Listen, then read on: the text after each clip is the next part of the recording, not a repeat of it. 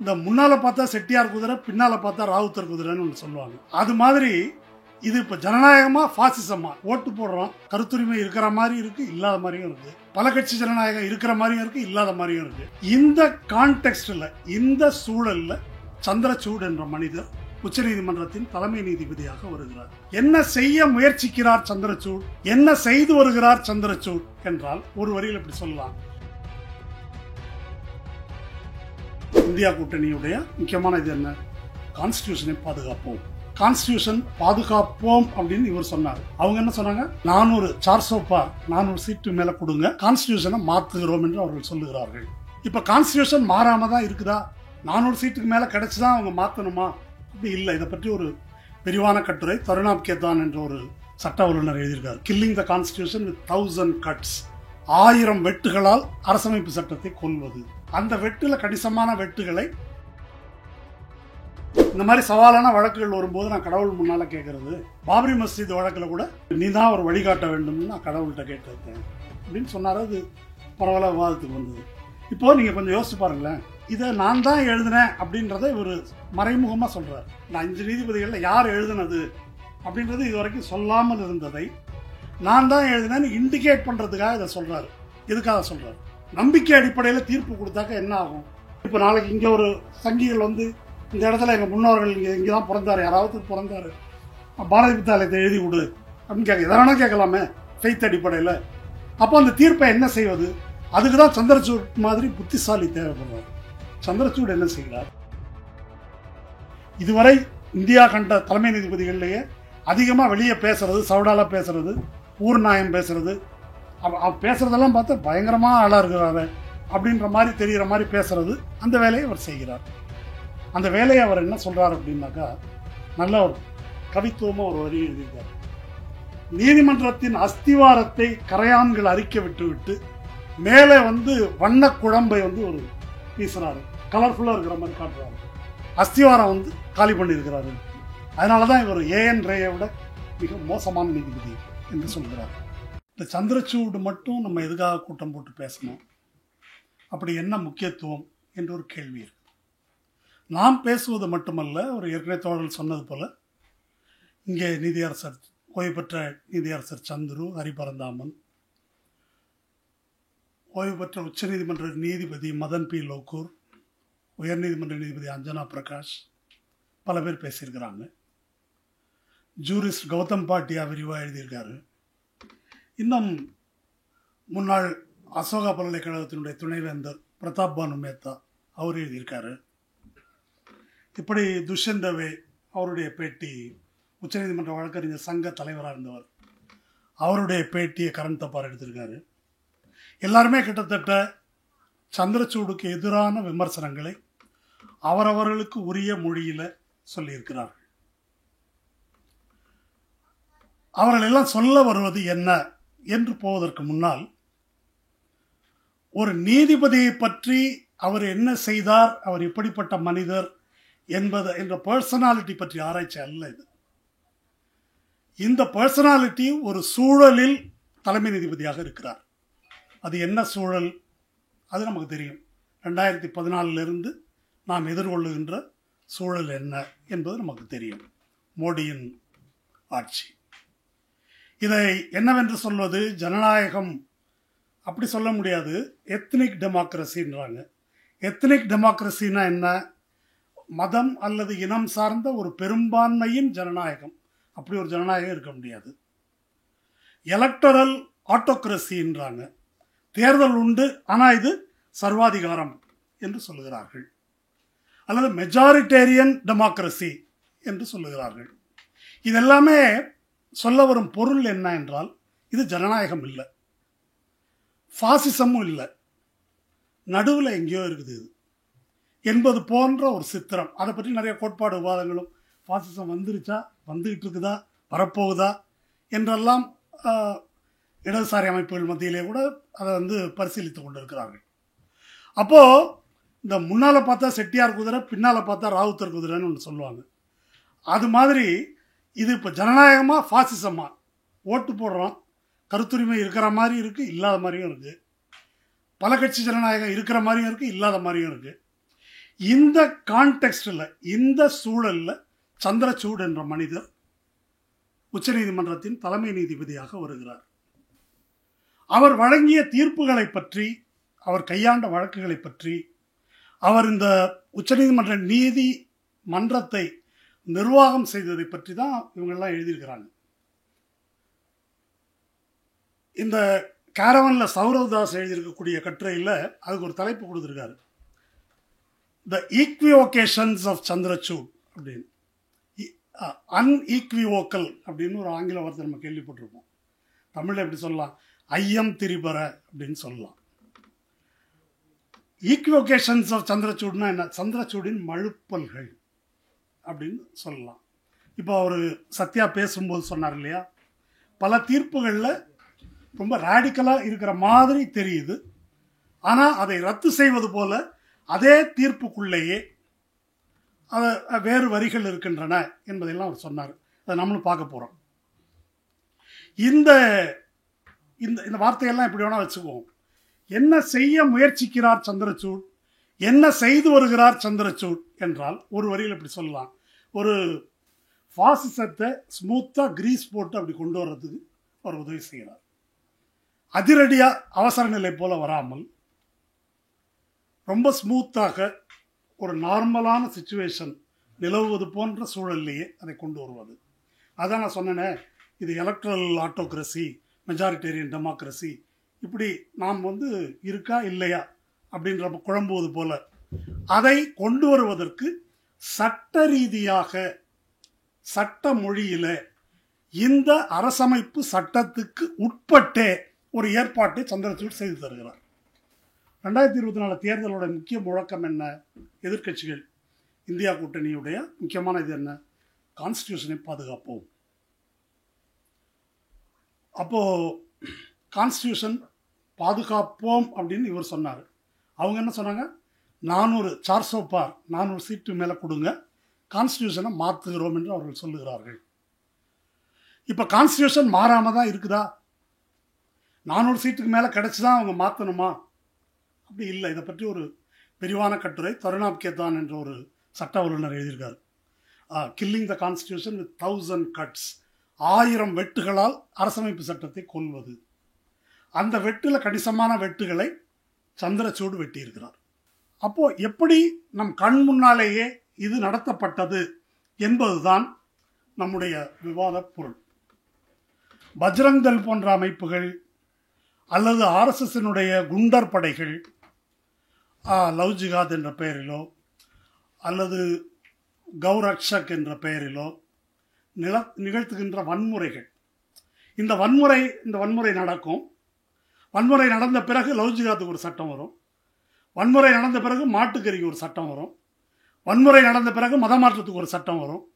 எல்லா விதமான சட்ட விரோதமான வன்முறைகளும் அதன் பிறகு சட்டபூர்வமாக்கப்படும். ஒரு வகையில் அது நார்மலைஸ் பண்ணப்படும், இயல்பாக்கப்படும். இதுதான் இயல்பு. அப்போ இந்த நார்மலைசேஷனை லீகலாக செய்தவர் தான் சந்திரசூட். இப்படி ஒரு முன்னுரையோடு நம்ம இந்த விஷயத்தை பார்க்கலாம். 2018ஆம் ஆண்டு ஜனவரி 12ஆம் தேதி 4 நீதிபதிகள், sitting judges, Chelameswar, Madan B Lokur, Ranjan Gogoi, அப்புறம் குரியன் ஜோசப் என்ற 4 நீதிபதிகள் தீபக் மிஸ்ராவுக்கு அவர் வழக்குகளை அலாட் பண்ணுற முறை சரியில்லை, இந்த நாட்டில் ஜனநாயகத்துக்கு ஆபத்து, இதை நாங்கள் குடிமக்களுக்கு சொல்ல வேண்டும், இல்லை என்றால் கடமை தவறியவர்களாவோம் அப்படின்னு செல்லமேஸ்வர் பேட்டி கொடுத்தார் 2018. என்னங்க, எதுக்காக இப்படி பேட்டி கொடுக்குறீங்க? இது எங்கும் உலக வரலாற்றில் நடக்காத ஒரு விஷயம், எந்த நாட்டிலையும். அப்படி கேட்டபோது அப்போ அங்கே அந்த ப்ரெஸ் மீட்டில் இருந்த 2வது மூத்த நீதிபதியாகிய ரஞ்சன் கோகோய், லோயா வழக்குக்காக தான் நீங்கள் இந்த ப்ரெஸ் மீட் வச்சுருக்கீங்களா அப்படின்னு அவர்கிட்ட கேட்குறாங்க. ஆமாம் என்று சொல்கிறார் கோகோய். லோயா வழக்கு என்ன? மகாராஷ்டிரத்தில் ஒரு ட்ரையல் ஜட்ஜ் லோயா, அவரிடம் என்ன வழக்கு வருது அப்படின்னா சோரப்தீன் கொலை வழக்கு. அதில் அமித்ஷா முக்கியமான குற்றவாளி. அமித்ஷா ஹோம் மினிஸ்டர் ஆகிட்டார். அதுக்கு முன்னாலேயே வழக்கு நடந்திருக்குது, வழக்கு பதிவு செய்யப்பட்டு விட்டது, ட்ரையல் நடக்குது. இவர் கோர்ட்டுக்கு வரமாட்டேங்கிறாரு, வாய்தா கேட்டுக்கிட்டே இருக்காரு. இல்லை வந்து தான் ஆகணும், மற்ற கூட்டத்துக்கு போகிறதுக்கெல்லாம் உங்களுக்கு நேரம் இருக்குது, இங்கே வர்றதுக்கு நேரம் இல்லையான்னு கேட்குறாரு லோயா. அதுக்கு முன்னால் ஒரு ஜட்ஜு நாசுக்காக அங்கேருந்து மாற்றல் வாங்கிட்டு போயிட்டார் இந்த வழக்கை விசாரிக்க வந்தவர். அப்போ லோயா கிட்ட அந்த மகாராஷ்டிராவில் இருந்த சிட்டிங் ஹைகோர்ட் தலைமை நீதிபதி 100 கோடி ரூபா வாங்கிக்க, இது வந்து லோயாவுடைய சிஸ்டர் சொன்னது, 100 கோடி ரூபா வாங்கிக்க, இந்த நீ வந்து சைலண்ட்டாக அதை ஒதுங்கிக்க அப்படின்னு வந்து டீல் பேசினாங்க. அவர் மறுத்து விட்டார். ஒரு திருமணத்துக்கு போகிறாரு, போன இடத்துல மர்மமான முறையில் இறக்குறார், நெஞ்சு வலி வந்து இறக்குறார். ஆனால் அவருக்கு எந்த உடல் நோயும் கிடையாது, ஆரோக்கியமாக இருக்கிறார். வந்து இறந்து அவர் பாடியை வந்து போஸ்ட்மார்ட்டம் என்ற பெயரில் மர்மமான முறையில் முடித்து எல்லாத்தையும் முடித்து இவங்களை குடும்பத்தினர்கிட்ட கடைசியாக காட்டுறாங்க, அடக்கம் பண்ணிடுறாங்க. அப்படி காட்டப்படும் போது அவருடைய உடலில் இரத்தக்கரை இருந்ததை தான் பார்த்ததாக அவங்க சிஸ்டர் சொல்கிறாங்க. இதெல்லாம் நூலாகவே வந்திருக்குது, நீங்கள் படிச்சுக்கலாம். இப்போ இந்த லோயா வழக்கு இது ஒரு சந்தேகத்துக்குரிய மரணம், கொலை அப்படின்ற அளவு தெளிவாக தெரியுது. இது வந்து சுப்ரீம் கோர்ட்டுக்கு வருது, இதை விசாரிக்கணும் அப்படின்னு. இந்த வழக்கை எப்படி முடிக்கிறாங்க? இப்படி ஒரு மரணம்னா போஸ்ட்மார்ட்டம், ஒரு எஃப்ஐஆர் போட்டாங்களா, சந்தேக மரணம்னு பதிவு பண்ணாங்களா, இன்வெஸ்டிகேஷன் நடத்தினாங்களா, அது மகாராஷ்டிராவுடைய உளவுத்துறையை வைத்துக்கொண்டு ஒரு என்கொயரி நடத்துகிறாங்க, டிஸ்கிரீட் என்கொயரி. 11 பேர் விசாரிக்கிறாங்க. விசாரிக்கப்பட்டவர்கள் 2 ஜட்ஜஸ் அடக்கம். அது இல்லாமல் சில நீதித்துறை அலுவலர்கள், இவங்களெல்லாம் விசாரிக்கிறாங்க. இந்த வழக்கு தான் முறையான விசாரணை வேண்டும் என்று உச்சநீதிமன்றத்துக்கு வருது. உச்சநீதிமன்றத்தில் இந்த வழக்கு வரும்போது அந்த வழக்கை மூத்த ஒரு நீதிபதி கொல்லப்பட்டிருக்கிறாரு, இந்த 4 சீனியர் ஜட்ஜையும் ஒதுக்கிட்டு வேற ஒரு நீதிபதிக்கு வந்து கொடுக்குறாங்க.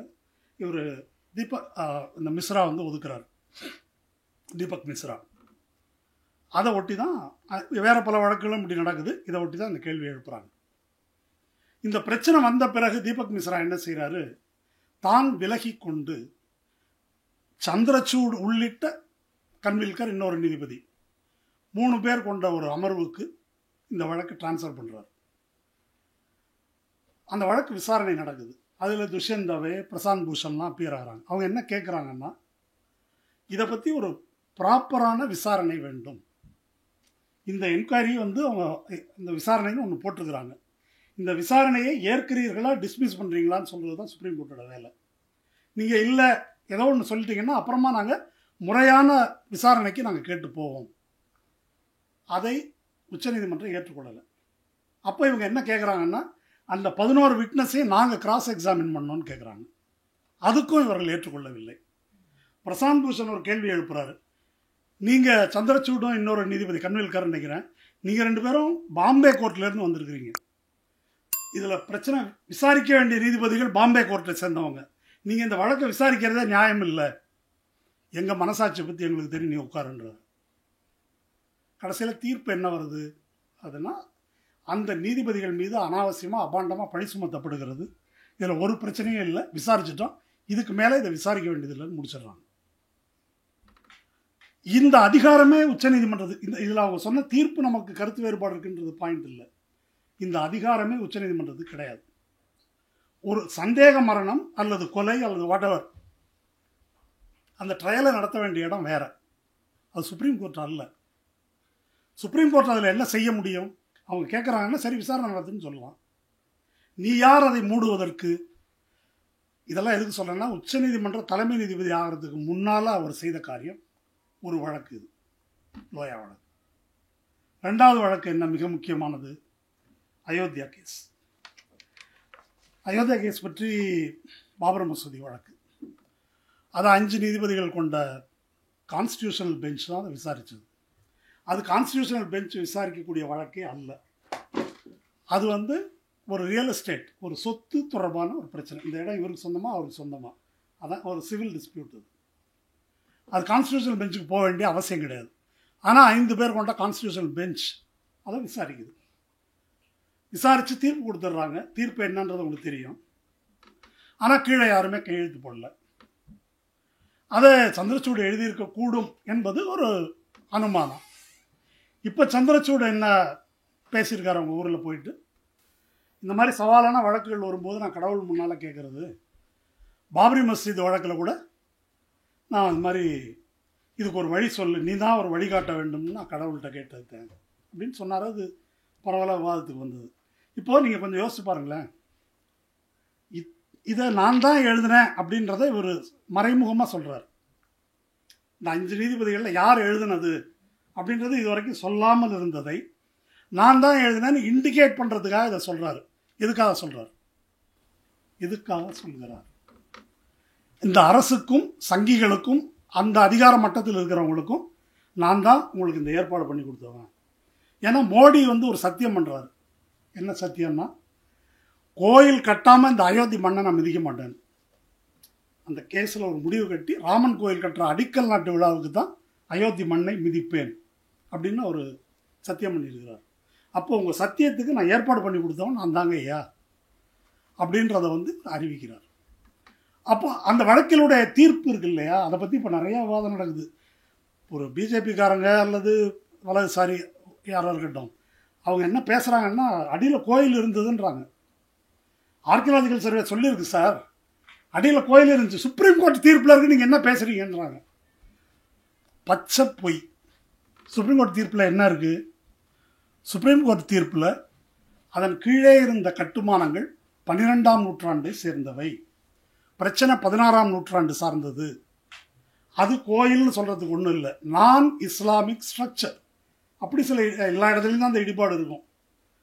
அது கோயிலுங்கிறதுக்கு எந்த ஆதாரமும் கிடையாது, தெளிவாக சொல்லியிருக்காங்க. ஒன்று. ரெண்டாவது என்ன சொல்லியிருக்கிறாங்க, 1949 ராமன் சிலை சட்டவிரோதமாக கொண்டு வந்து வைக்கப்பட்டது, அதுவும் தீர்ப்பில் இருக்குது. அது ஒரு கிரிமினல் அஃபென்ஸ். 1992 டிசம்பர் 6ஆம் தேதி மசூதி இடிக்கப்பட்டது, அது எக்ரெகியஸ் வயலேஷன் ஆஃப் லா, இதுவும் இந்த தீர்ப்பில் இருக்குது. வெளிப்படையான சட்ட மீறல் குற்றம் அப்படின்னு இருக்குது. இத்தனையும் சொன்ன பிறகு அதை எப்படி கொடுத்தாங்க? அது கொஞ்சம் அலகாபாத் கோர்ட் உயர்நீதிமன்றம் ஒரு தீர்ப்பு கொடுக்குது. அலகாபாத் அது கொஞ்சம் தெரிஞ்சுக்கணும். நீங்கள் சந்திரசூடோட சிறப்பு புரிந்து உள்ளவருக்கு அது தெரிஞ்சுக்கணும். அலகாபாத் உயர்நீதிமன்றத்தில் ஒரு நீதிபதிகள் அமர்வு என்ன தீர்ப்பு கொடுக்குறாங்கன்னா, அதில் பார்ட்டிஸ் யார் 3 பேர் பார்ட்டி, நிறைய பேர் பார்ட்டி இருக்காங்க. 3 முக்கியமான பார்ட்டி அந்த இடத்துக்கு கிளைம் பண்ணுறவங்க. ஒன்று, அந்த வாசலில் இருந்தக்கூடிய ராம் சபுத்ரா என்ற இடத்தை வைத்திருந்த நிர்மோகி அகாரா என்ற ஒரு மடம், அவங்க ஒரு பெட்டிஷனர். 2வது பெட்டிஷனர் சுன்னி வக்ஃப் போர்டு. 3வது பெட்டிஷனர் சாட்சாத் ராமபிரான். 3 பேரும் தான் அதில் பெட்டிஷனர்ஸ்.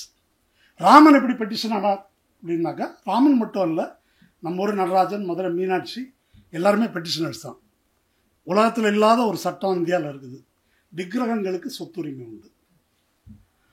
அந்த விக்கிரகங்கள் எப்படி வாதாடும்? விக்கிரகங்கள் தங்களுடைய கார்டியன் வழியாக வாதாடும். அப்போ இந்த ராமனுக்கு கார்டியன் யாராவது இருந்திருக்காங்களா? தசரதன்லேருந்து அப்படி யாராவது தொடர்ச்சியாக வாரிசு? அப்படி கிடையாது. 1989 தேவகி நந்தன் அகர்வால் என்று ஒரு ரிட்டையர்டு ஹைகோர்ட் ஜட்ஜு, நான் தான் ராமனோட கார்டியன் அப்படின்னு சொல்லிட்டு ஒரு பெட்டிஷன் போடுறாரு. அத்வானி இவங்கெல்லாம் ரத யாத்திரை நடத்தி இடிக்கிறதுக்கு போயிட்டு இருக்கிறானுங்க. அவனுக்கு இந்த சட்ட நுணுக்கம் தெரியல. இந்த சங்கி தான் அதுக்கு ஏற்பாடு பண்ணுறது. முரட்டுத்தனமாக பண்ணிட்டு இருக்கிறானா, கலவரம், அடிதடி, வெட்டு குத்து நடக்குது. இவன் அது மாதிரி ஒரு பெட்டிஷன் 89 போட்டு இம்ப்ளீட் ஆகிறார். அதனால் அவர் ராம் லல்லா, குழந்தை ராமனுடைய கார்டியன் அவர்.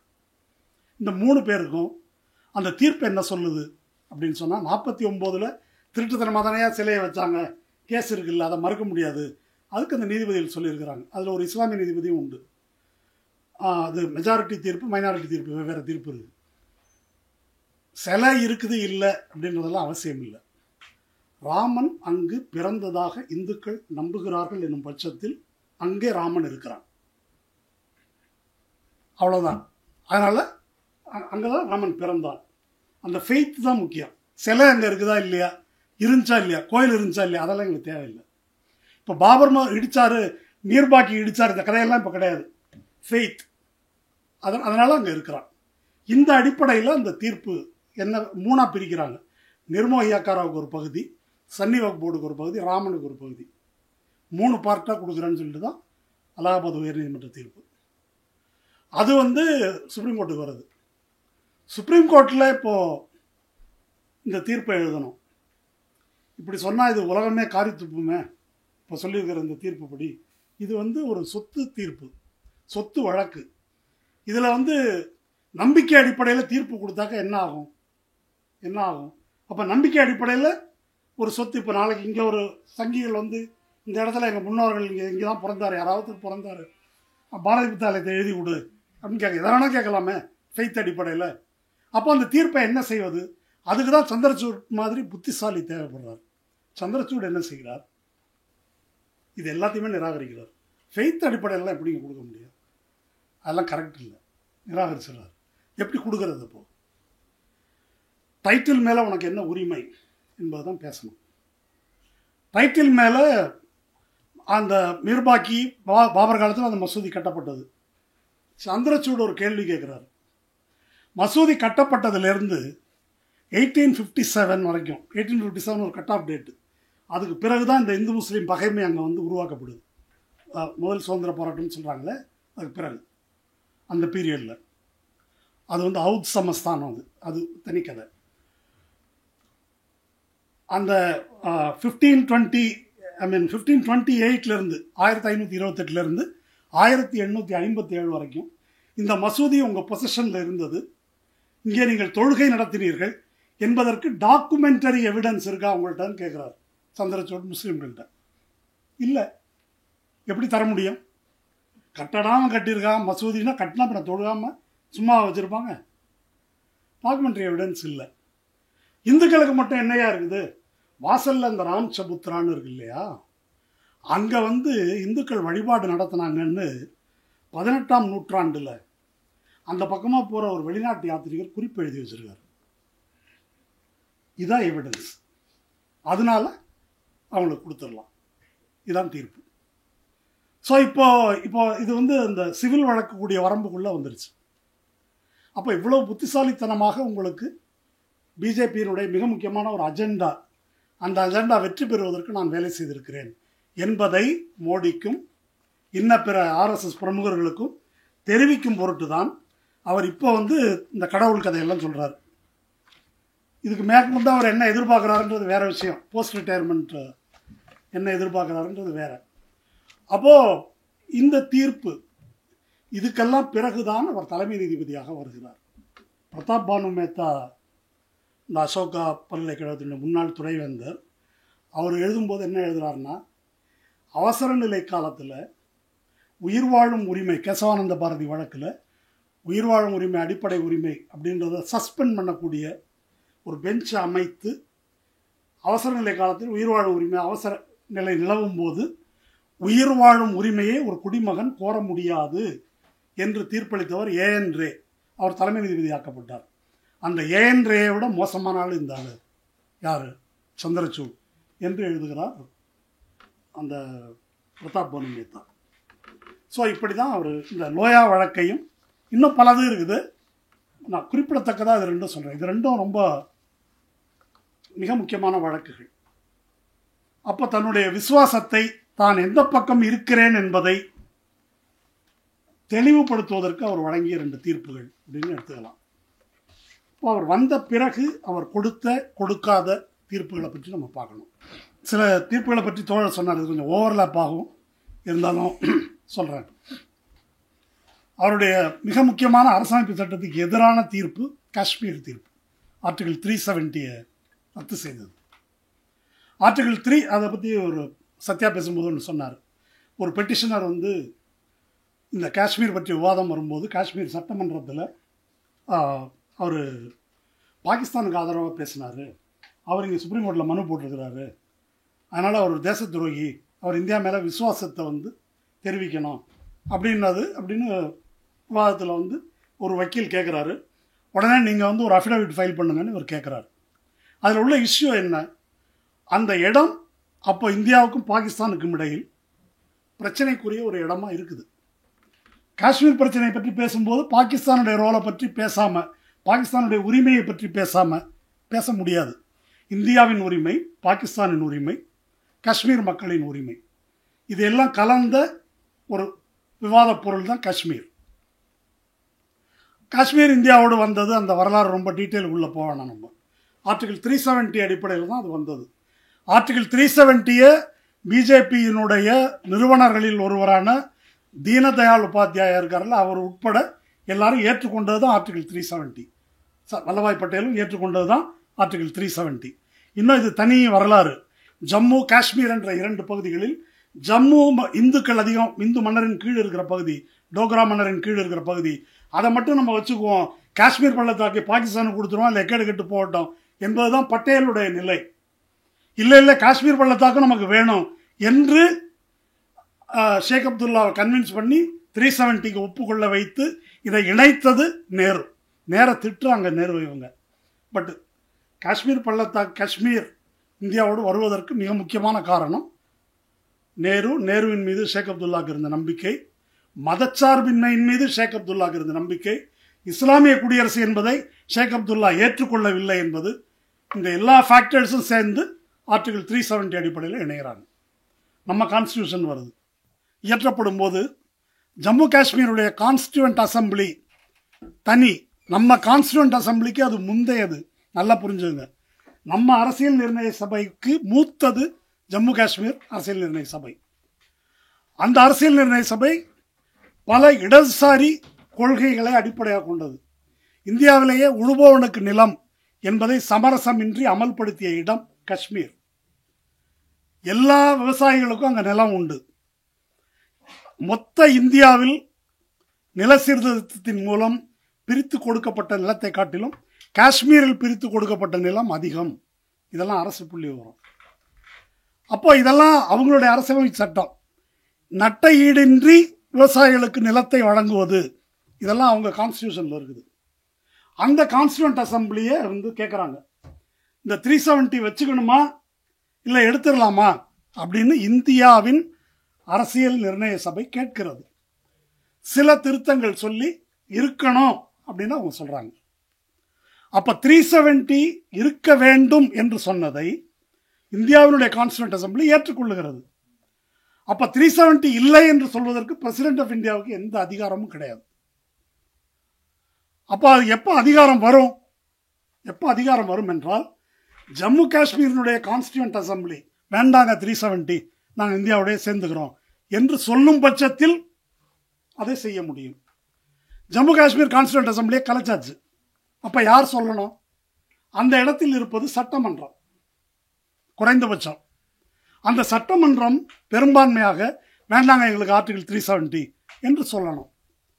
சட்டமன்றம் கலைக்கப்பட்டு விட்டது, கவர்னர் ஆட்சி நடக்குது. இப்போ இவங்க மோடி அரசு என்ன சொல்லுது அப்படின்னு சொன்னா, கவர்னர் ஆட்சி பிரசிடென்ட் உள்ளது. அப்ப கவர்னர் எதை கேட்பாரு? பார்லிமெண்ட் சொல்வதை, இவங்க கேபினெட் சொல்றதை கவர்னர் கேட்பாரு, ஹோம் மினிஸ்ட்ரி சொல்றதை. அப்போ கவர்னர் தான் மக்கள். சட்டமன்றத்தின் இடத்தில் கவர்னருடைய அதிகாரம் பார்லிமெண்ட்டுக்கு இருக்குது. அதனால நாங்கள் தான் அது அப்படின்னு சொல்லி தான் நாங்கள் ஓகே கொடுக்குறோம். அதாவது இடது கையால் ஒரு இது பண்ணி வலது கைக்கு அதிகாரத்தை கொடுத்துட்டாங்க.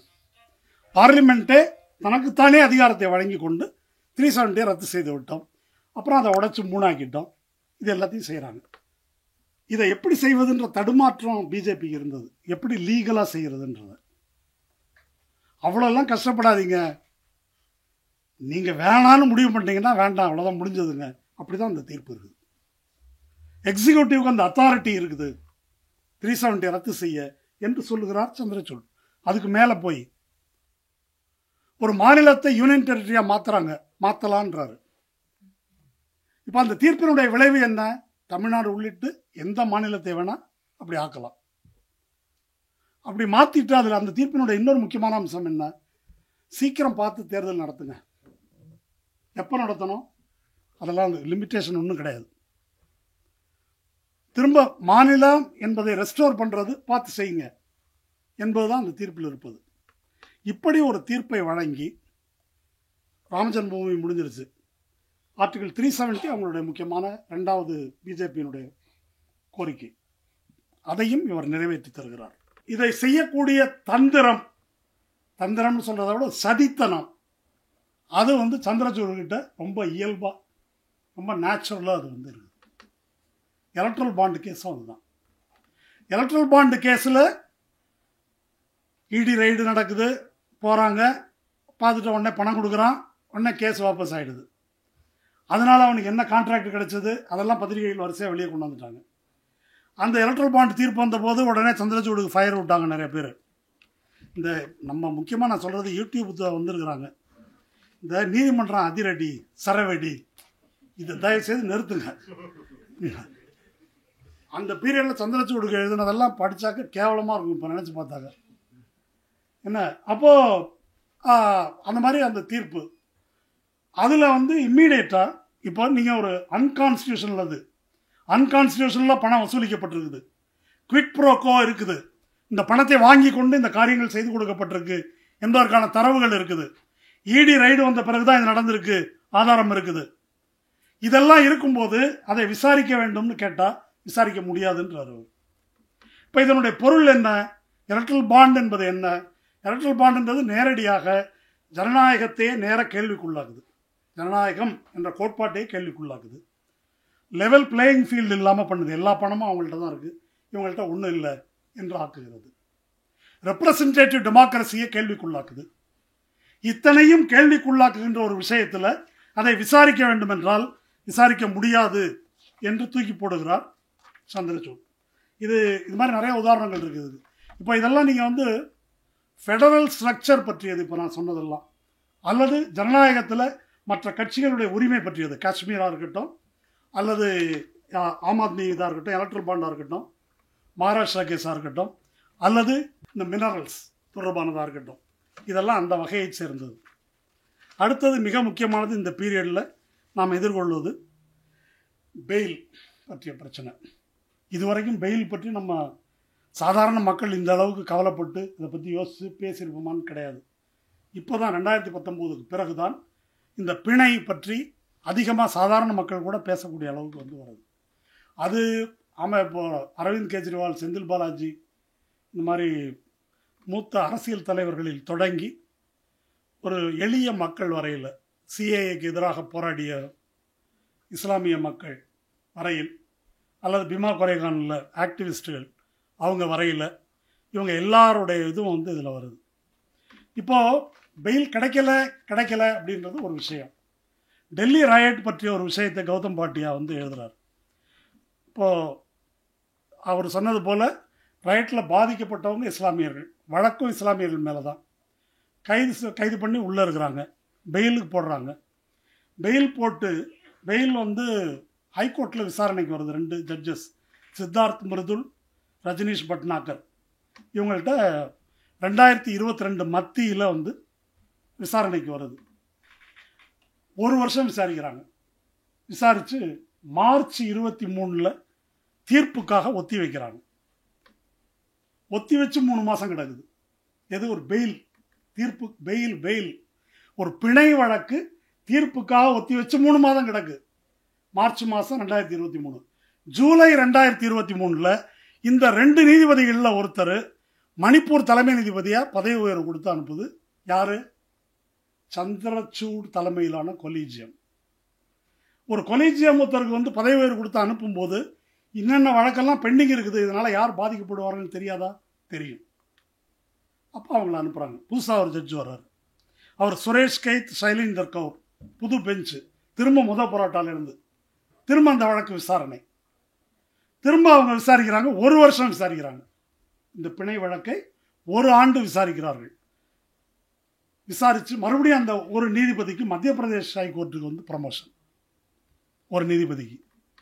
அவ்வளோதான். அடுத்த பெஞ்ச். இப்போது அந்த பெஞ்ச் வழக்கை எடுத்துக்கொண்டு இப்போ இந்த நவம்பர் மாதம் கடைசியில் அதை விசாரிக்கிறோம் அப்படின்னு போட்டிருக்கிறாங்க.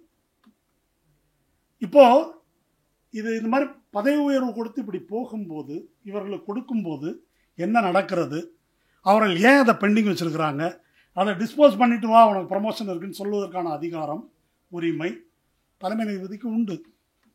அப்போ இதெல்லாம் திட்டமிட்டு செய்யப்படுகிறது. இது ஒன்று. 2வது மிக முக்கியமானது யுஏபிஏ வழக்கு.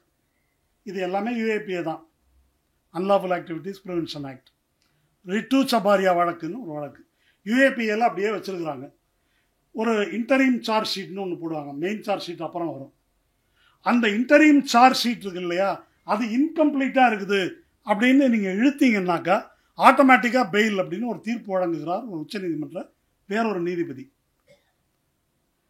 இந்த துஷார் மேத்தா இருக்கார்ல, சொலிசிட்டர் ஜெனரல், அவர் வந்து இப்படி ஒரு அநியாயமான தீர்ப்பு வழங்கியிருக்காங்க, இதை அடுக்குமான்னு இவர்கிட்ட மென்ஷன் பண்ணுறாங்க, கேட்குறாரு. அப்படியா, அந்த தீர்ப்பை அப்படியே நிறுத்துங்கன்றாரு.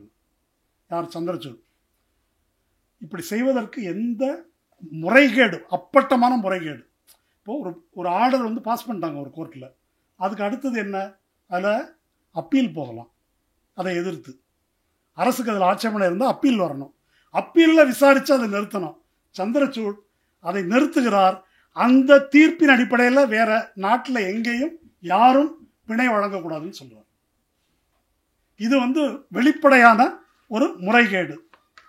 அப்போ இதுக்கப்புறம் பீமா கொரேகான் வழக்கு உங்களுக்கு எல்லாம் தெரியும். பீமா கொரேகான் வழக்குக்கு அடிப்படை அமைவது எது? மோடியை கொல்ல சதி செய்தார்கள் என்ற ஒரு பொய் குற்றச்சாட்டு. அந்த பொய் குற்றச்சாட்டுக்கு எது அடிப்படை? அந்த குற்றம் சாட்டப்பட்ட பல பேருடைய கைபேசியில் பெகாசிஸ் மூலமாக, உளவு கருவி மூலமாக அதில் வந்து நிறைய பிளான் பண்ணப்பட்டிருந்தது. அதை வந்து ஆதாரப்பூர்வமாக கண்டுபிடிக்கப்பட்டிருக்கு. கண்டுபிடிச்சா அது ஒரு வழக்கு இருக்குது. அந்த வழக்கு விசாரணை வருது. அந்த வழக்கை ரவீந்திரன் என்ற நீதிபதி தலைமையில் ஒரு குழு அமைத்து விசாரிக்க போடுறாங்க. அந்த நீதிபதி ரிட்டையர்ட் ஜட்ஜு, அவர் என்ன சொல்றாரு? ஒன்றிய அரசு ஒத்துழைக்க மறுக்கிறது, இந்த வழக்கை விசாரிக்கிறது ஒத்துழைக்க மறுக்கிறது அப்படின்னு சந்திரசூட் கிட்ட பெட்டிஷன் போடுறாரு. அப்படியே கிடக்குது, இதுவரைக்கும் விசாரிக்கப்படலை. அவருடைய பெயில், மகேஷ் ராவத்தினுடைய பிணை, இதே போல் அவருக்கு ஹைகோர்ட் பெயில் கொடுத்துட்டு என்ஐஏக்கு ஒரு அவகாசம், இந்த பெயிலை நீங்கள் ஆட்சேபிக்கணும்னா சுப்ரீம் கோர்ட்டுக்கு போங்க, ஒரு வாரம் டைம் கொடுக்குறோம். சுப்ரீம் கோர்ட்டுக்கு போகிறாங்க. சுப்ரீம் கோர்ட் என்ன செய்யுது? அதை ஸ்டே பண்ணிடுது. ஸ்டே பண்ணதே ஒரு வருஷம் ஆச்சு, அப்படியே இருக்குது. அது ஹைகோர்ட் உத்தரவை ஸ்டே பண்ணுறோம், விசாரிக்கணும் இல்லை, விசாரிக்கலை. இதுபோல் சாய்பாபா வழக்கு, இன்னும் நேரம் இல்லை, இன்னும் பல வழக்குகள். பெயிலை பற்றி நம்ம செந்தில் பாலாஜி, பிஎம்எல்ஏ ரொம்ப முக்கியமானது. பிஎம்எல்ஏ வந்து பிஎம்எல்ஏல நான் சொல்ல வேண்டியது முக்கியமாக, பிஎம்எல்ஏ என்பது அந்த ஒரு ப்ரிசம்ஷன் ஆஃப் இன்னசென்ஸ், நிரூபிக்கப்படாத வரையில் நீங்கள் நிரபராதி, நிரூபிக்கப்பட்டால் தான் குற்றவாளி, அதை தலைகீழாக திருப்புது பிஎம்எல்ஏ. ஒன்று. ரெண்டாவது, எஃப்ஐஆர் அப்படின்றது குற்றம் சாட்டப்பட்டவர் கொடுக்கப்படணும், அதை கொடுக்க வேண்டியதில்லை என்பதும் அதில் இருக்குது. இதையெல்லாம் கன்வில்கரண்ட் நீதிபதி சட்டப்பூர்வம்னு சொல்லி அறிவிக்கிறாரு. அன்றைக்கு தலைமை நீதிபதியாக இருந்த ரமணா, இது ரொம்ப மோசமாக இருக்குது, இதை விசாரிக்கணும் அப்படின்னு அவர் உத்தரவிடுறாரு. யார்கிட்ட விசாரணைக்கு போடுறாரு தெரியுமா? நம்ம தலைவர் பேலா திரிவேதிகிட்ட தான் போடுறாரு. பேலா திரிவேதிகிட்ட யாருக்கும் பெயில் வந்தது கிடையாது. அவங்கள பற்றி வழக்கறிஞர்கள் மத்தியில் இருக்கிற ஜோக் என்னன்னா, எதிர்கட்சி தலைவர்கள் ஒருவேளை ஜெயிலே செத்து போனாலும் பாடிக்கு கூட இந்த அம்மா பெயில் கொடுக்காதுன்றது. என்ன, அதுதான் வந்து பேலா திரிவேதி. அவங்க வந்து குஜராத்தில் மோடிக்கு லா செக்ரட்டரியாக இருந்தவங்க. அவங்க தலைமையில் போட்ட உடனே அது பிடிக்காமல் கூட இருந்த தீபங்கர் தத்தா என்ற ஜட்ஜு, அவர் நான் இந்த வழக்கை விசாரிக்க முடியாதுன்னு விலகிக்கிறார். வேறு வழி இல்லாமல் அதை வந்து கவுல் தலைமையில், இங்கே தலைமை நீதிபதியாக இருந்தார், அவர் தலைமையிலான பெஞ்சில் போடுறாங்க. அவர் விசாரிக்க ஆரம்பிக்கிறார். விசாரிக்க ஆரம்பித்தாக்க என்ன நடக்குது? போன ஆண்டு டிசம்பரில் அவர் ரிட்டையர் ஆகிறார். அரசு தரப்பு பதில் மனுவே தாக்கல் பண்ணல. அவர் வந்து எனக்கு சொல்லவே கேவலமாக இருக்குது, வேறு வழி இல்லை, கனத்த இதயத்தோடு இந்த இதிலேருந்து நான் விலகுகிறேன் அப்படின்றார். அந்த கேஸ் அப்படியே கிடக்குது. இது வந்து பிஎம்எல்ஏ. அதானி ஹிண்டன்பர்க் பற்றியெல்லாம் அவர் சொன்னார். ஆர்டிகிள் 32 அப்படின்றது எதுக்காக உள்ளது அப்படின்னா, அடிப்படை உரிமை மீறப்படுவதற்கு எதிரானது. இப்போ இன்றைக்கி வந்து புல்டோசர் ஜஸ்டிஸை பற்றி எல்லாம் கொண்டாடுறாங்க, தீர்ப்பு வந்துருச்சுன்னு. அந்த வழக்கெல்லாம் எத்தனை வருஷமாக கிடக்குது, நடந்துட்டு இருக்குது. அது இந்த புல்டோசர் ஜஸ்டிஸ் வந்து குடிமகனுடைய அடிப்படை உரிமையை மீறுவதற்கு இதோட சிறந்த உதாரணம் வேண்டியதில்லை, மணிப்பூரோட சிறந்த உதாரணம் தேவையில்லை. அது எதுலேயும் ஆர்டிகிள் 32 எடுத்து அப்படி விசாரிக்கலை. இவங்க எதுக்கு விசாரித்தாங்க? ஹிண்டன்பர்க்கு. எப்படி விசாரித்தாங்க? அதானி நான் பாதிக்கப்பட்டிருக்கேன்னு பெட்டிஷன் போட்டாரா? இல்லை. விஷால் திவாரின்னு ஒரு வக்கீல் வந்து பெட்டிஷன் போடுறார். அவர் தான் பெட்டிஷனர். அவர் வந்து இது மாதிரி மோசடி நடந்திருக்குன்னு செபிக்கு எதிராக தான் போடுறாரு. அப்போ செபிக்கு எதிராக போடப்பட்ட வழக்கு எப்படி அதானிக்கு சார்பாக திருப்பப்படுகிறது என்பதுதான் அந்த வழக்கோட சிறப்பு. நேரம் இல்லை. இந்த ஆர்டிகிள் 32 இன்னொரு கேவலமான வழக்கு எதுனா, நம்ம ஜக்கி வாசுதேவ். ஜக்கி வாசுதேவுக்கு இப்போ வந்து போலீஸ் உள்ளே போகுது. உள்ளே போன உடனே முகில் ரோத்கி அங்கே போகிறாரு கோர்ட்டுக்கு போயிட்டு, மத உரிமை மீறப்படுகிறது மயிலாட், இந்த மாதிரி உள்ளே வந்துட்டாங்க அப்படின்ன உடனே என்ன இந்த மாதிரி கண்ட இடத்துலலாம் ஆர்மி போலீஸ் உள்ளே நுழைவீங்களா நீங்கள்? என்ன நினச்சிட்டு இருக்கிறீங்கன்னு கேட்குறாரு சந்திரசூட். இப்போ இது மத உரிமையா? ஈஷா ஃபவுண்டேஷன் மத நிறுவனமான கிடையாது. இது நான் religious spiritual and social activities அப்படின்னு சொல்லி தான் இவங்க வந்து டாக்ஸ் எக்ஸம்ஷன் வாங்கியிருக்கிறாங்க. அது ஒரு மத அமைப்பு இல்லை. மத அமைப்பாக இருந்தால் HRNC கீழே வரும். அது வேணும்னு தான் அப்படி வச்சுருக்கிறான் அவன், மத அமைப்புக்கு வெளியே. அப்போ இது மத அமைப்புன்னு சொல்லி அங்கே கேட்குறாங்க. ஆர்டிகிள் 32 இங்கே என்ன வந்துச்சு, எப்படி வந்தது? 32 இது எப்படி எடுக்க முடியும்? 32 எடுக்கவே அடிப்படை கிடையாது. ஆனால் 32 தான் எடுக்கிறாங்க. அந்த விசாரிக்கணும், விசாரித்து எல்லாத்தையும் எங்கள்கிட்ட கொடுக்கணும். இதற்கு மேல் சந்திரசூட் வந்து ஒரு ஜனநாயகவாதி, லிபரல் வேல்யூஸ் உள்ளவர். இதெல்லாம் அவரை பற்றிய இது. LGBTQ அது தொடர்பாக அதை டீக்ரிமினலைஸ் பண்ணியிருக்காரு ஆர்டிகிள் 377. ப்ரைவசி ஃபண்டமெண்டல் ரைட்னு ஆதாரில் தீர்ப்பு சொல்லியிருக்காரு. அடல்டரி, அதாவது ஒரு மன உறவுக்கு அப்பாற்பட்ட உறவு, அது கிரிமினல் குற்றம் அப்படின்னு அதை பெண்ணை வந்து அப்படி குற்றம் சாட்ட முடியும். அப்படி இருந்தது ஏற்கனவே. மனைவி வந்து நடத்தை கெட்டவள் அப்படின்னா டைவர்ஸ் கேட்கலாம், அது கிரிமினல் குற்றம்லாம் இருந்தது. அது என்ன கணவனின் அடிமையா, சேட்டலாக இந்த பெண் அப்படின்லாம் தீர்ப்பு கொடுத்தாரு. அப்படி தீர்ப்பு கொடுத்தவர் ஹாதியா கேஸில் என்ன பண்ணார்? ஹாதியா வழக்கு உங்களுக்கு தெரியும். கேரளாவை சேர்ந்த பெண், ஒரு இஸ்லாமியர் ஒரு இந்து பெண் வந்து கல்யாணம் பண்ணிட்டு மதம் மாறிக்கிட்டாங்க. அந்த கேஸ் என்னாச்சு? அதுக்கு சந்திரசூட் NIA விசாரணை ஆர்டர் பண்ணுறாரு. ஒரு பொண்ணு அவனுக்கு பிடிச்ச பையனை கல்யாணம் பண்ணாங்க, அதுக்கு NIA விசாரணை. NIA விசாரணை எல்லாம் முடிஞ்சு வந்த பிறகு அந்த பெண்ணை நேராக வந்து ஆன் மை ஓன் வாலிஷன், நான் விரும்பி தான் கல்யாணம் பண்ணேன் அப்படின்ன பிறகு அந்த போகுது. அப்போ அதுக்கு என்ன பொருள்? அப்போது இந்த அவர் ஹைகோர்ட்டில் இருந்தபோது, அலகாபாத் ஹைகோர்ட்டில் சீஃப் ஜஸ்டிஸாக இருந்தபோது திடீர்னு ஒரு பெட்டிஷன் ஒன்று போடுறாங்க. இந்த மதரசாலெலாம் தேசிய கொடி ஏற்றுறது இல்லை, கட்டாயமாக ஏற்றணும்னு ஒரு உத்தரவு போடுங்க. அங்கெல்லாம் ஏற்கனவே ஏற்றிட்டு தான் இருக்கிறாங்க, அப்படி ஒரு பிரச்சனையே கிடையாது. அப்படி அவர் ஒரு உத்தரவு போடுறார், கொடி ஏற்றணும். இந்த உத்தரவெல்லாம் போட்டு அடுத்த சில நாட்களில் அக்லக் கொலை அப்போ தான் வந்து நடக்குது. அதுக்கு இவர் என்ன பண்ணார், என்ன கணக்கில் எடுத்துக்கொண்டார், என்ன விசாரித்தார் என்பதெல்லாம் தனியாக கேள்விக்குரிய விஷயங்கள். அப்போது இது நிறைய சொல்லிட்டு போகலாம். இது இப்போ பட்டியல் மிக முக்கியமாக சந்திரசூட் விசாரிக்காத வழக்கு அப்படின்றது CAA வழக்கு, குடியுரிமை திருத்த சட்டம். இந்த நாட்டின் கணிசமாக வாழக்கூடிய இஸ்லாமிய மக்கள், மொத்தத்திலே குடிமக்கள், அவங்களுடைய அடிப்படை உரிமையை பாதிக்கக்கூடிய, எந்த விதத்திலும் அவங்க தலையிட முடியாத இந்த மாதிரி இந்த குடியுரிமை திருத்த சட்டம் இருக்கு இல்லையா, அந்த வழக்குக்கு வந்து ஒரு 200 கேஸ் இருக்குது 2019 ஃபைல் பண்ணது. எந்த வழக்கும் அது வந்து விசாரிக்கப்படலை. போன தேர்தலின் போது நடைபெற்ற இதில் ஒன்றும் இவங்க தலையிடலை. அடுத்து லவ் ஜிஹாத் தொடர்பான வழக்கு இவர் விசாரிக்கலை. கர்நாடகா ஹிஜாப் வழக்கு அது விசாரித்து 2 நீதிபதிகள் ஆளுக்கு ஒரு தீர்ப்பு சொன்னாங்க, 3 ஜட்ஜ் பெஞ்சுக்கு மாற்றப்பட்டது, அது விசாரிக்கப்படலை. சபரிமலையில் பிரமாதமாக ஒரு தீர்ப்பு கொடுத்தாரு, உண்மையிலே பிரமாதமான தீர்ப்பு தான். அது பெண்களுடைய உரிமையை நிலைநாட்டுவது போல, அது கையோடையே மூட்டை கட்டி போட்டாங்க, அது அமலாக்கப்படவில்லை. அந்த வழக்கு அப்படியே தூக்கி போடப்பட்டிருக்குது. ஆர்டிகிள் 25 வரம்புகள் என்ன என்பதை பேசணும், எது எசென்ஷியாலிட்டி ஆஃப் த ரிலிஜன் அப்படின்றத எல்லாம் இஸ்லாம் உள்பட எல்லாத்தையும் வந்து பரிசீலிக்கணும் என்று சொல்லி கோகோய் தந்திரமாக கட்டி போட்டார். தான் எழுதிய தீர்ப்பு அமல்படுத்தப்படவில்லை என்பது பற்றி சந்திரசூட் கவலைப்படவில்லை, அது அப்படியே பரனில் கிடக்குது. என்விரான்மெண்ட் பற்றி நம்ம காலின் கன்சால்வேஸ் சொல்லியிருக்கிறாரு. ஹிமாலயாஸில் 4 தாம் ஹைவேன்னு கட்டுறாங்க, இமாலயா மலையை பிளந்து கட்டுறாங்க. இராணுவம் அப்ஜெக்ட் பண்ணியிருக்குது, இது பெரிய டிசாஸ்டரில் முடியும் அப்படின்னு சொல்லி. ஆனால் அதை தாண்டி கொடுத்துருக்காரு. இதன் விளைவாக 1 சென்டிகிரேட் வெப்பம் அதிகரிக்கும், பெரிய நிலச்சரிவு ஏற்கனவே நடக்குது, இன்னும் கொடூரமாக நடக்கும், கங்கை வற்றி போகும் அபாயம் இருக்குது. இருந்தாலும் இந்த 4 தாம்ன்றது கோயில், இந்த அமர்நாத் கேதார்நாத், அதை வந்து இவர் வந்து அனுமதித்திருக்கிறார். மணிப்பூரில் கலவரம் தொடங்கிய போது ஒரு 10-15 பேர் தான் கொல்லப்பட்டிருப்பார்கள் என்ற சூழலில் இராணுவத்தை அனுப்ப வேண்டும் என்று பெட்டிஷன் போட்டு நம்ம பத்ரி சேஷாத்திரி எல்லாம் குதிச்சார்ல, இங்கே இவர் துப்பாக்கி எடுத்துகிட்டு போட்டேன்னு சொன்னார் இல்லையா, பயங்கரமாக சவுடாலாக அவர் பேசுனதை பார்த்து பத்ரி டென்ஷன் ஆகிட்டார். அவர் இப்படி பேசினார், ஆனால் ஒன்றும் நடக்கலை. அதில் இராணுவத்தை அனுப்புறதுக்கெல்லாம் நான் உத்தரவு போட முடியாதுன்ட்டார். அதுக்கு ஒரு மாற்று ஒன்று இருக்குது. ஏற்கனவே வந்து காந்தமாலில் ஒரிசாவில் பிரவீன் தொகாடியா போயிட்டு மதவெறி பிரச்சாரம் செய்தபோது பெரிய அபாயம் ஏற்படும் என்று அப்போ கேட்டபோது கேஜி பாலகிருஷ்ணன் வந்து சீஃப் ஜஸ்டிஸ், அப்போ கோபால் சுப்ரமணியம் என்பவர் அட்வொகேட் ஜெனரலாக இருந்தார். உடனடியாக இராணுவம் அனுப்பப்பட்டது. அங்கே வந்து பெரிய கலவரம் தடுக்கப்பட்டது. ஆனால் மணிப்பூரில் 200 பேர் இது வரைக்கும் கொல்லப்பட்டிருக்கிறாங்க. சிறுபான்மையினர், மத சிறுபான்மையினர், பழங்குடி மக்கள். 400 கிராமம் அழிக்கப்பட்டிருக்கு, 400 சர்ச் இடிக்கப்பட்டிருக்குது. ராணுவம் அனுப்பப்படலை. அந்த கோபால் சுப்பிரமணியம் யார்? அகெயின் 2014 ஒரு உச்சநீதிமன்ற தலைமை நீதிபதியாக ரெக்கமெண்ட் பண்ணப்பட்டவர். ஆனால் அவரை மோடி ஏற்றுக்கொள்ள மறுத்தார். அவரே விலகிட்டார். ஏன் விலகிட்டார்?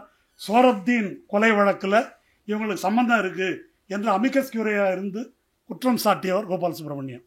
அதனால் அவர் நீதிபதியாக முடியல. அப்போது இப்படி ஒரு நீண்ட பட்டியல் இருக்குது. சம பண்ணிக்கலாம். இவருடைய நடவடிக்கை என்பதை தொகுப்பாக எப்படி பார்ப்பது? இந்த நீதிபதியோட ரோல் என்ன? நாம் வந்து செப்பரேஷன் ஆஃப் பவர்ஸ் அப்படின்றத இந்த ஜனநாயகத்தில் ரொம்ப ஒரு முக்கியமான, அரசமைப்பு சட்டம் கூறுகின்ற மிக முக்கியமான ஒரு விஷயமாக பார்க்குறோம். அதிகார பிரிவினை. ஜுடிஷியரி என்பது கான்ஸ்டியூஷனை காப்பாற்றுவதற்காக இருக்குது.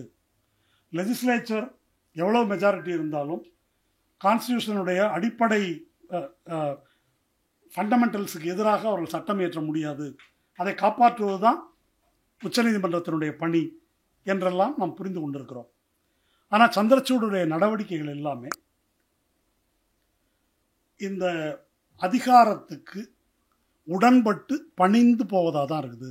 அதை பற்றி நிறைய நீதிபதிகள் சொல்லியிருக்காங்க. நமக்கு சொல்ல நேரம் இல்லை. காலேஜியம் தான் நீதிபதிகளை நியமிக்கிறது என்றாலும் இவர் நேரடியாக அமித்ஷாவோட பேசுகிறாரு, லா மினிஸ்டரோட பேசுகிறாரு.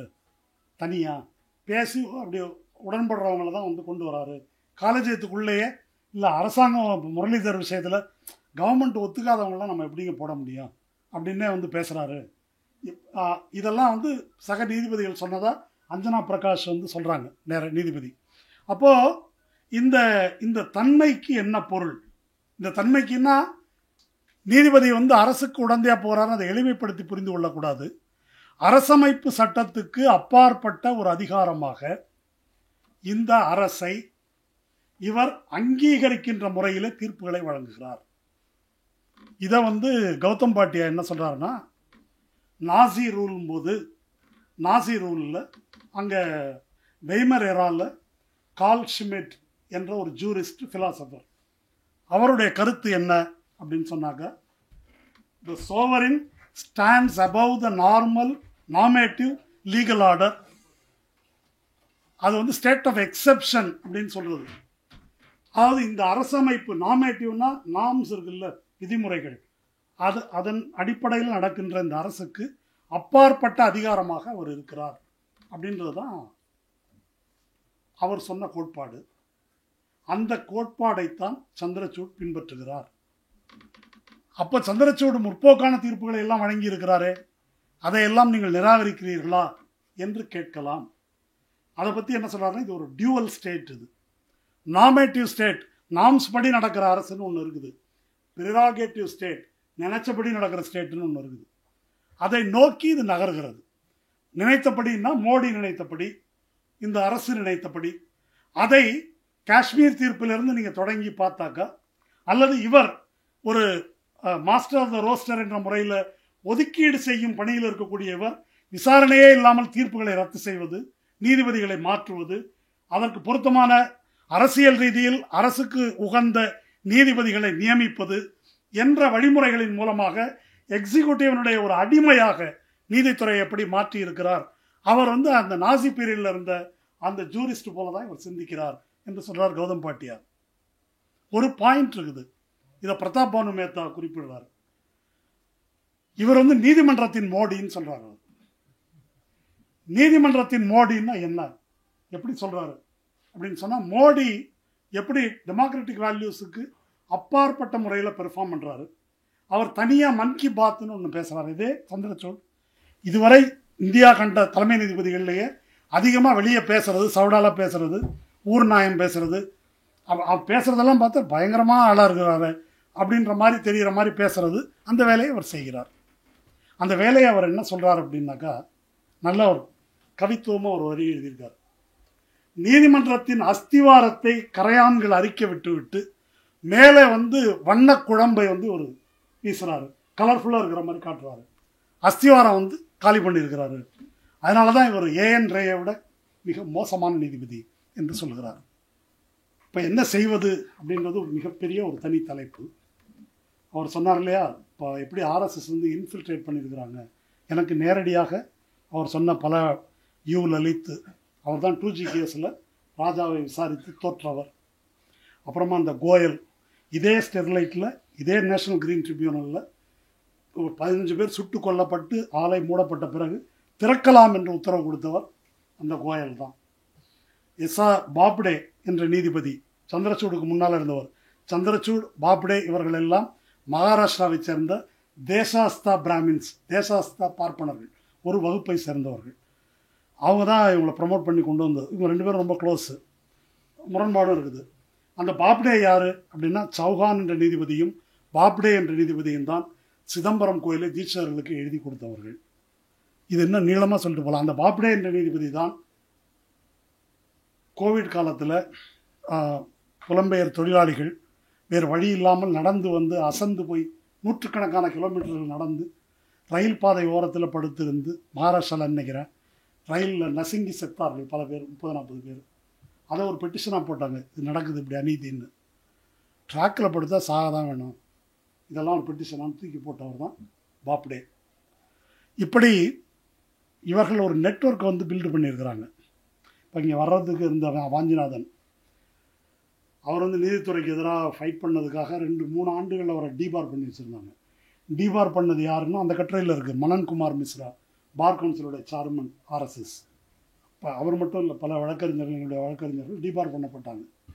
அப்படி ஒரு நெட்வொர்க் வந்து அவங்க பில்டு பண்ணியிருக்காங்க. நாம் என்ன வைத்திருக்கிறோம், நாம் எப்படி செயல்படுகிறோம் என்பது இந்த பாசிசத்தை எதிர்த்து செயல்படக்கூடியவர்கள் சிந்திக்க வேண்டியது. ஒரு தற்பெருமையாக தமிழ்நாட்டில் எதுவும் நடக்காது, அது நடக்காது. இப்போ அந்த சௌரவ் தாஸ் கட்டுரையை அல்லது அந்த சங்கிகள் எப்படி பெனட்ரேட் பண்ணியிருக்காங்கன்னு அந்த கட்டுரையை படிக்கும்போது, தமிழ்நாட்டில் அப்படி ஒரு ஜேர்னலிசம் இல்லை.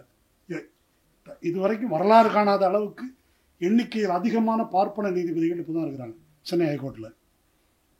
இவங்கெல்லாம் யார், எப்படி வந்தாங்க, இதை பற்றி ஏதாவது ஒரு ஆய்வு இருக்கா, அப்படி ஜேர்னலிசம் ஏதாவது இங்கே நடக்குதுன்னா அதெல்லாம் ஒன்றும் கிடையாது. அநேகமாக சவுத் இந்தியா பற்றி அதில் ஒன்றும் இல்லை. இந்த கட்டுரையில் ஃபுல்லாக நார்த் இந்தியா பற்றி தான் அது பேசுது. அப்போ எதுவுமே செய்யாமல் நம்ம ஒரு சவடால் பேசிகிட்டு இருக்கிறோம். அந்த கட்டுரையை படிங்க. அவர் சொன்னார், ஒரு இது நடந்தால் எப்படி அவங்க ஒரு வாட்ஸ்அப் குரூப்பில் போட்டால் உடனே வந்துடுவாங்க. எந்த நெட்வொர்க்கும் இங்கே கிடையாது. இப்போது அர்ச்சகர் வழக்கோ மற்ற வழக்குகள் அதில் கோட்டை விடுறீங்கன்னு சொன்னாக்க கோபம் வருது திமுககாரங்களுக்கு. ஆனால் அதில் ஒரு இடத்துல ஒன்று வருது, இந்த சேது கால்வாய் திட்டத்தை முடக்குவதற்கு ராமர் பாலம் இது கால்வாய் கட்டக்கூடாது அப்படின்னு சுப்ரீம் கோர்ட்டில் வழக்கு போடுறாங்க. அந்த வழக்கு இந்த சங்கம் தான், இவங்க அதிவியக்தா பரிட்சத்தை அவங்க தான் ரெடி பண்ணுறாங்க. ரெடி பண்ணி பராசரன்ட்ட கொண்டு போகிறாங்க. பராசரன் தான் இந்த கோயில் விவகாரத்துக்கெல்லாம் வக்கீல், தமிழ்நாட்டு ஐயங்கார் அவர், அவர்கிட்ட தான் கொண்டு போகிறாங்க. அவர்கிட்ட 11 இது கொண்டு போனாங்க, அஃபிடவிட் தயார் பண்ணி 11 ரிஜெக்ட் பண்ணாராம் அவர்.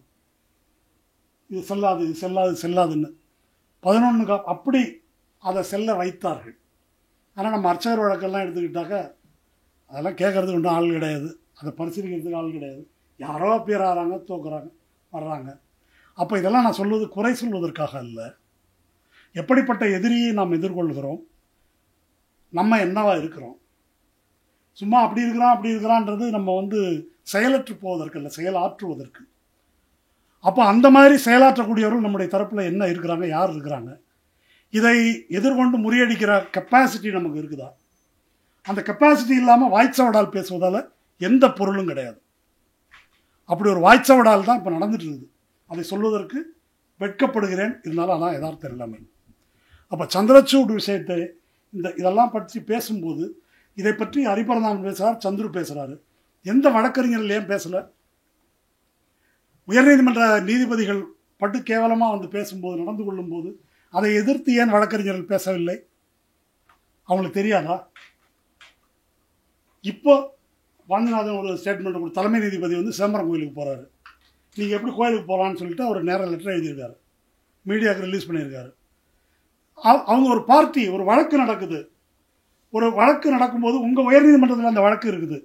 வழக்கு இருக்கும்போது நீங்கள் எப்படி போகலாங்க அப்படின்னு கேள்வி எழுப்பியிருக்காரு. இந்த கேள்வியை யார் கேட்கிறார்கள்? இப்போ கேள்வி கேட்பவர்கள் வேட்டையாடப்படுவார்கள். அப்படி கேட்டதுனால தான் அவரை டிபார் பண்ணாங்க 3 வருஷம், அவரையும் பல தோழர்களையும். அப்போ அப்படி கேட்பதற்கு திராவிட இயக்கம் சார்ந்தவர்கள் எத்தனை பேர் ரெடியாக இருக்கிறாங்க? ஏன் கேட்க மாட்டேன்றாங்க? முதல்ல தெரிஞ்சிருக்குதா இவங்களுக்கு? அதனால் ஆர்எஸ்எஸ்காரன் சதி பண்ணுறான், சூழ்ச்சி பண்ணுறான், அப்படி பண்ணுறான், இப்படி பண்ணுறான் அப்படின்றது கிட்டத்தட்ட அவங்கள வியந்து பணிவதற்கு சமம். அதற்கு எதிராக செய்வதற்கு நமக்கு துப்பு இருக்குதா என்பதுதான் கேள்வி. அந்த கேள்வியை நாம் கேட்டுக்கொள்ள வேண்டும். அந்த அளவில் இதை நிறைவு செய்கிறேன். நன்றி. அரண்சை நண்பர்களுக்கு வணக்கம். அரண்சை ஊடகம் சுயேட்சையாக இயங்குவதற்காகவே உருவாக்கப்பட்டது. நாம் செய்கிற வேலை உண்மையிலேயே மக்களுக்காக செய்கிறோம் என்பதை நீங்கள் நம்பினால், வாய்ப்பு இருந்தால் இந்த ரேசர் பே கியூஆர் கோடுக்குள்ளே நீங்கள் அதை ஸ்கேன் பண்ணி எங்களுக்கு உங்களால் இயன்றதை, விருப்பம் இருந்தால் ஆதரவு தெரிவிக்கலாம்.